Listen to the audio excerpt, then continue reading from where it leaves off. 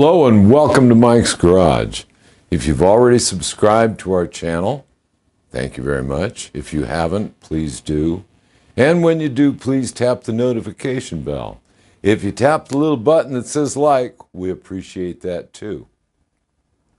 In our last video, we were working on a little panhead for my buddy Mike, and we got as far as we can go without waiting for some parts to come in. So they're on order. They'll be here in a few days.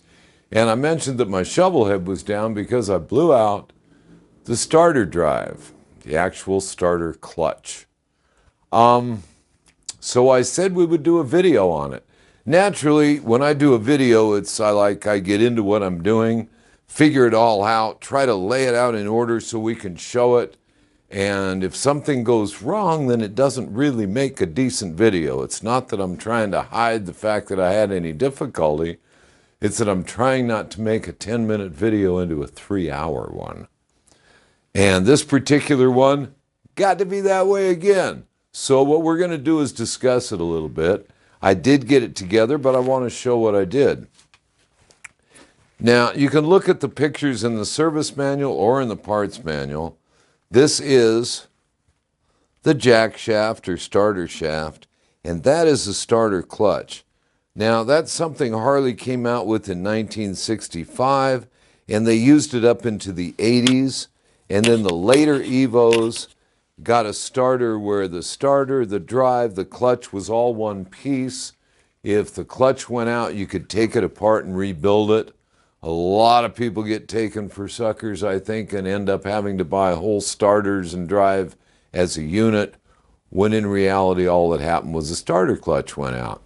Well, if that starter clutch goes out in one of those, it's rebuildable. It goes out in one of these and it's throwawayable. That's just the way it is. This is what it looks like. Now, this one looks pretty worn, and I'm not sure, but I think I've had it in this bike 20 or 25 years. You can see the wear marks here, the wear in the bushing.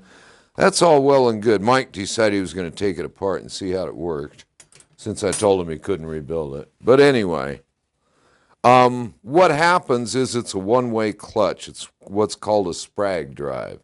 It has like little things in it so that this gear will only go in one direction.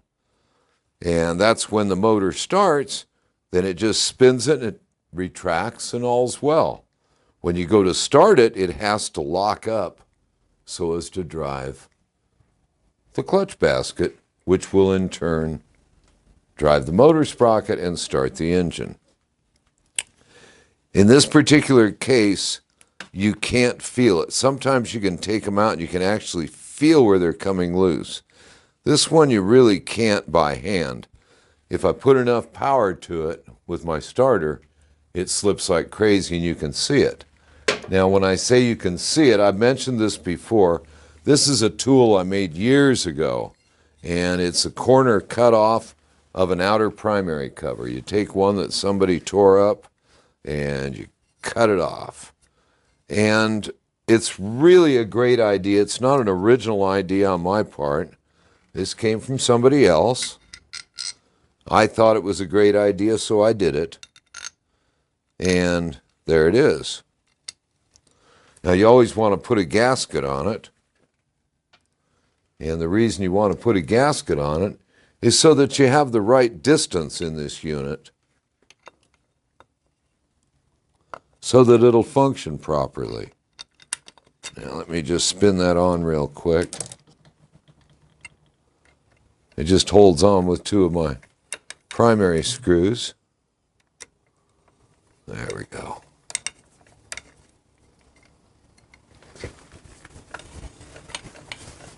There's one.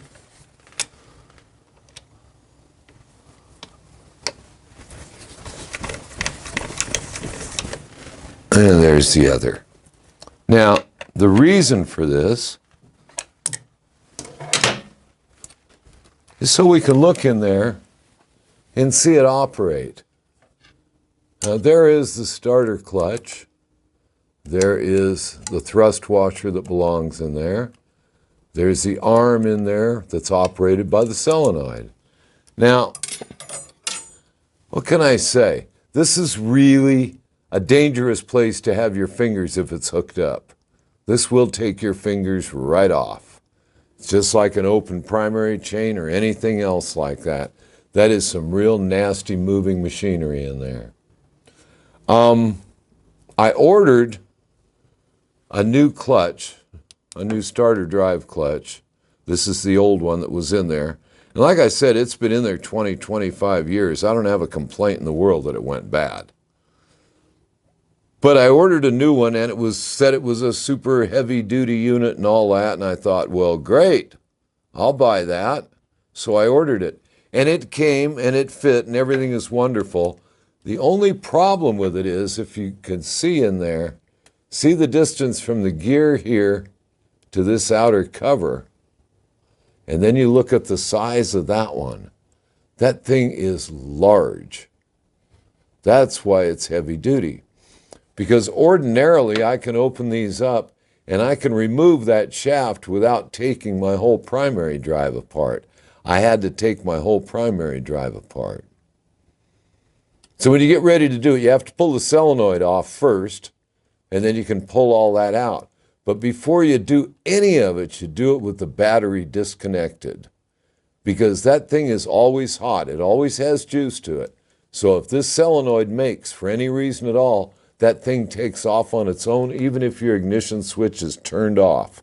So by all means, please, if you're going to mess around in there, disconnect the battery first. Okay, then you can put the whole assembly back in, put it all together, and away you go. Now, I'm going to show it operating, even though I'm going to get way back from it here. I'm going to shine a light. And I'm going to point it out with this wonderful pointer that I put together a long time ago. That's not very bright, is it? Pull it? Okay. That gets a little brighter, doesn't it? Okay, there is that part. Okay, I want to say something else too. On these old primaries where you have your circulating system hooked up, and I'm not trying to get into a conversation on those, I like the original system. What I do is I put a cap over this right here. This is where the oil comes in and drips onto the chain. I put a cap over it so it doesn't squirt oil in my face when I'm doing this. But if you do that, remember to pull that cap off of there before you put the cover on. Okay, here we are. And let's see, can I get my arm up there? Yeah, that's out of your way. Okay, now we're going to make it work. Now the ignition is not on, but the starter button is. And I strongly suggest against what I'm about to do.